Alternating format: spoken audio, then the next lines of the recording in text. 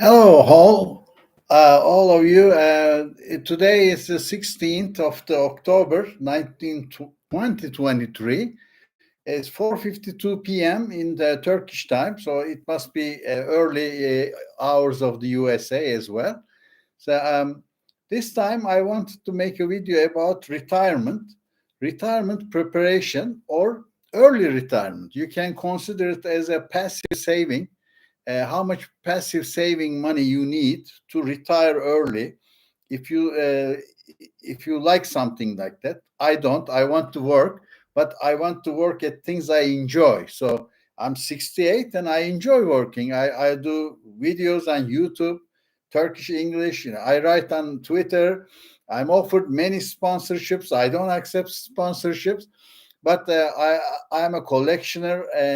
Also, I have many real estate, and I'm a gold. You can say gold bug. I invest in gold and silver, but from time to time, I convert my gold and silver to down payments and buy uh, houses on, let's say, mortgages. And so I used to. Now I'm 68, so I can only buy cash probably, and I have very many assets which are flowing different incomes, so I'm comfortably living this way. And my advice now for you, in the early stages of life, or 40, 50, the later the harder, the earlier the better. If you can start it in 20s, but then I don't know how you would like to start saving at the 20s. Even if you have a work, it's better to buy a phone or a car, so it's more difficult. But as you grow older, you will understand that the money will never be sufficient because it's eroding very fast due to inflation. In 1994, a person calculated, picked up the worst time of US stock index and the best time, said it's going to go all the way down. So how can you survive on this stock exchange with this type of income? It doesn't matter if it's stock exchange or how much money you draw from bonds, this and that.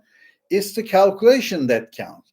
But the calculation is no longer valid. Why it's no longer valid? Because inflation is not going to be at the Fed's target for many, many years. I checked the economist's calculations yesterday in yesterday's video. Nobody is predicting the inflation to go down to maybe in 2025, 2026, maybe not. So you must not any longer consider the inflation will be 2% in the USA. So you must be prepared for 4%. It's better because with so much borrowing in debt, it's not possible for Fed to fight with the inflation in the future. Right now, for example, Fed needs to increase maybe 2, 3, 4 more points to beat inflation, but they can't because the banks are going bankrupt because of the old bonds they have giving only 1 or 2% returns, and now they are not worth even half their value. So it's causing all the pillars are coming down, one by one, because it was not prepared for this type of inflation and interest rates, of course. So what was the original calculation? Was like, if you just spend 3% of your money every year, and if you make 7%, like 2% inflation plus 3% you want to spend, this is the least amount projected, and save a couple of more in points so that you can maybe increase your savings. So doing this calculation was good until making a year annual a 7% to 9% income from stocks. But the things don't work that way, because now, because of inflation, even if you make 7% from stocks, and maybe year to year you don't do that either, but let's say some years you make twice, some years you don't make at all. But in the long run, let's say you make 7% to 9%. I do make more than you won't believe this. Last year, I made 10 times uh, or 15 times what you would have made in US just buying Turkish mutual funds. And because the dollar currency is pressured here, but the stock exchange went up so much, I just sold and converted them to dollar denominated investments. So shortly, because the Turkish mutual funds went up 230, 220% in a year. Okay, the inflation was, let's say, 100%, or let's say, let's deduct the US dollar valuation, which was only up 50%. You end up with making in 1 year 100% or more, okay, on average. So what do you make 100%? You convert them into US dollars.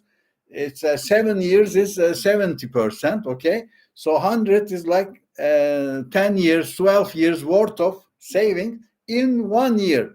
So these are the offerings of a developing country market, but you have to make an arbitrage and get the money. Don't just sit in there and wait, because, but not daily arbitrage. I'm not talking about daily buying and selling like a trader. I'm talking about, getting the right trends and getting out at the right time. For example, I got out of the Turkish Stock Exchange in November. I bought US dollar denominated Nasdaq mutual funds. So I stayed there for a while, and it went up to 38 to 40% in the Nasdaq stock exchange this year. I'm talking this year. And then because of the economy, let's say responsible ministers, and the elections finished in Turkey, I sold my Nasdaqs, most of them. I'm saying I always keep some. I don't sell it all, because to follow up, I need to have all these mutual funds, either in gold, silver, U.S. stocks, U.S. Nasdaq technology stocks, okay, or G20 stocks, all of them, petroleum, oil, commodity stocks, all of them. I don't keep stocks at all. I just invest in mutual funds, which are packaged by, let's say, 20 different American companies. Let's say Google, and first seven is the one that makes the whole money anyway. The rest is just, are acting to fill the stage. So they mainly invest in those seven, and those seven take the Nasdaq up. So I got out, and then bought with a lot more money. I bought the Turkish stocks again. Then again, in 1 month, it went up 40%. Okay, in a month ago, just a month ago, September. So 40%, US dollar went up only 2-3%. Deducted from 40%, deduct the US dollar loss, made almost 35% again, which is 5 years worth of gain, making in a regular S&P stock exchange. I'm not talking about certain stock. You might have made huge money from a certain single stock. I'm talking about a package of stocks which are more secure. Okay, not, you don't just put everything on, like Rite Aid company after 61 years bank applied for bankruptcy protection. So if you had their stocks, or if you were owner of a Chinese country garden, this and that, all your money is, or the US banks that failed last year, Silicon Valley, etc., etc. So that's why mutual funds are secure, and people who control them, the mutual funds, they know what they are doing. So if something is about to fail, they take them out, they put in a better company, because they are in play at all times. Not like just buying, and then you cannot check it every moment, every day, hear all the gossips about that company. So in a way, let's come to our retirement calculation. Today, I know they passed a law in California, state of California, that a hamburger or fast food worker will make $20 an hour. I assume 200 hours a month working at different part-time fast food businesses. That's $4,000. So, assuming you make a minimum, not a hunger level, but let's say minimum level of lifestyle, you must make $4,000 even if you retire. So, now doing this calculation to retire at $4,000, my magic computer times 12, you need $48,000 per year to spend. Okay. And I'm not talking about taxes or anything right now, just, free cash. So 48,000. So if you can say that I can live on $4,000 continuously, so how much money do I need to make from money? Money from money. Okay, but we must think of inflation, so you'll only spend 3% of your money. So 48,000 is the 3% of the money you are making. So if we divide this by 3 and multiply this by 100, 3% I'm turning into 100%, you need $1.6 million. Okay, you need $1.6 million in mutual funds, in stocks. And okay, if you own your house and you still don't need the $4,000, let's say your rent is like $2,000. A median house in Turkey, in US, is 403,000 US dollars. Okay, so if you had collected both with mortgage, whatever, you have a $403,000 house and you are not paying any rental. This is 1/3 of your salary, according to the calculations made for the CPI, Consumer Price Indices. They take 1/3, 33%, 1/3 of your salary towards your rental payments. So you can say, I have my house, I don't need $4,000. I need less. Okay, then you have the house, and house is part of your $1.6 million. Okay, so if you want to retire early at 30, 40, you still need this much money. It doesn't change at what age you need it, but this is depending on the existing calculation. Right now, you cannot. You could have run this 3 years ago. Government bonds were just paying 1%, 2%. Now they are giving 5%.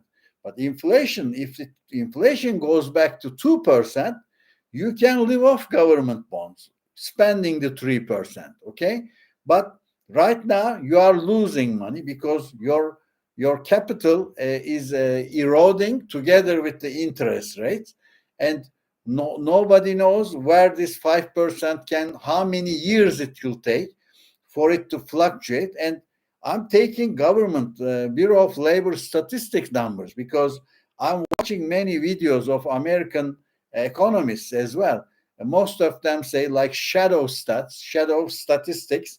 They take, instead of the government numbers, they take the unconverted inflation calculation back from 20 years ago, and they came out that existing inflation, if it's announced at 6%, it's 12%. They said just double it. It's just a choice of items change. We know there are a lot of tricks in calculating the US and all countries, I can say, inflations, because governments want to make money from inflation. They want to use it to their advantage, and that's why they print a lot of money.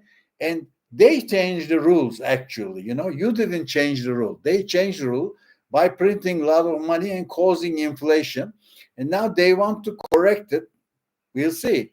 With $33 trillion of loan, every 45 days, U.S. Loan is increasing at $1 trillion. How will it be possible? We'll see. Okay, I know many of my watchers, my followers, subscribers from YouTube are from Turkey. In Turkey, we cannot make this calculation. It's even more difficult. Reason being, what number can we take as an inflation? Last year it was 100%. This year, probably around year end, we will see 60, 70%. And what's offered in 2 years' time will be 15%. So, assuming everything goes according to the successful applications, we need to calculate based on 15%. So, what I would suggest currently, just only momentarily we must calculate how much money we need. So if somebody today, the government announced to be considered not a hungry person, they can barely meet their food, that requires 12,000 TL. And to be, for a family of four, to consider that you are not poor, I'm not saying middle class, not poor, you need 44,000 TL, okay, per month. And most people I know are not making even half of this. 80% of the country is not making half of this, under poverty line. But you cannot just complain and say, well, I can't make it, what's this? Don't expect anything from government offices. You will not get anything. You must do your own fighting to get additional income. There are ways to save money even from that little portion and invest, and even with a 10 cents, 20 cents US dollar, we can invest in Turkey on petroleum and other things. This small savings will not buy you $1.6 million, but they will start your path. It will be your down payment. When interest payments and house payments, mortgages are good, and if you have if you can show an income to the bank, they will lend you like 10, 15-year mortgage loans where you can buy one room, 1+0 bedroom, 1+1 bedroom. I don't know if it means anything to you for the USA. 1+0 means a hotel room, just a bathroom, kitchen in the room, bedroom in the room. 1+1 is a separate bedroom. The rest is in the like the hotel room, okay? And 2+1 means 2 bedrooms plus one, but the kitchen may still be inside the living room. So with this amount in Turkey, you can buy, and not depending on locations, you can buy houses paying for themselves in 180 months right now. That's the best deal, I can tell you. One of the best deals. It can go up to 20, 25, 30 years. So you shouldn't be buying those houses if you're buying it for investment, your retirement purposes. And one of the biggest mistakes you can make is buy a huge, nice luxury, house, residential, and it won't give you a drop of money. You own a house which is worth $1 million, and you just live in it. So it's equivalent to your rent. Doesn't produce even a penny. So I suggest everyone first should invest in a small house, maybe to move into it, to stop paying rent, then buy smaller houses. Don't spend money decorating, luxury, this and that. Buy 2, 3 of them. This is possible even in Turkey. When I told you about the poverty line, if you want to make calculations, Turkish lira to US dollar is 28 TL per dollar. So when I say 44,000, divide that by 28, it's 1,571 US dollars. So even if you move to Turkey and if you want to spend $1,600 a month, if you're making that money in the US, this is the lifestyle will be close to below middle income level required to live. Not you will be rich compared to other people, but you won't be rich accordingly. Okay, you'll still be just below the hunger level to middle income level. So it's not very cheap. There are no cheap countries left anymore. Like even the Turkish textile industry is losing a lot of jobs because the minimum wage also increased in US dollar terms. But there are countries which pay much less, like Egypt and Southeast Asian countries. But you cannot say I'll just move here and make more money, because things increase in price accordingly. It's like in the US, living in a small town in mid USA, or living in Miami or New York City. So in a small town, $3,000-$4,000 may be more than enough, but in New York or Miami, it won't even match your rental fee. So you have to consider this. But if you want to have a comfortable retirement, and on top of what money you get from retirement, you have to calculate what are your minimums. Because if a person is used to going to travels, Carnival, cruise lines, this and that, you need much more than $4,000 a month. Maybe you need $10,000-$15,000 a month. So your savings, 1.6 million, is not enough. You must go to 8 million, 10 million. You decide. You're going to spend it. I want, okay? And okay, everyone must be aware. It's no longer 2% inflation. All calculations change to 4%, okay? And I got a phone call, so I had to turn it off. And see you all later on. I almost finished. It's 21 minutes. And wish you a happy day.